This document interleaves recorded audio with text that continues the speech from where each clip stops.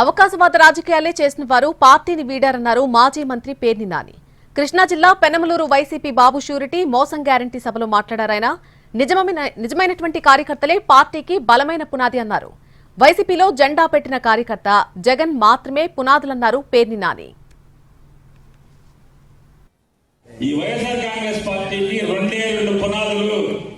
ఒకటి ఈ జెండా మోసే కార్యకర్త, రెండు జగన్మోహన్ రెడ్డి తప్పితే నేను గాని సారథి గాని పర్మనెంట్ కాదురా బాబు, వచ్చేవాళ్ళమే వెళ్ళేవాళ్ళమే అని చెప్పని నా మాట నిజం చేస్తా ఆయన ఇక్కడి నుంచి వెళ్ళిపోయాడు.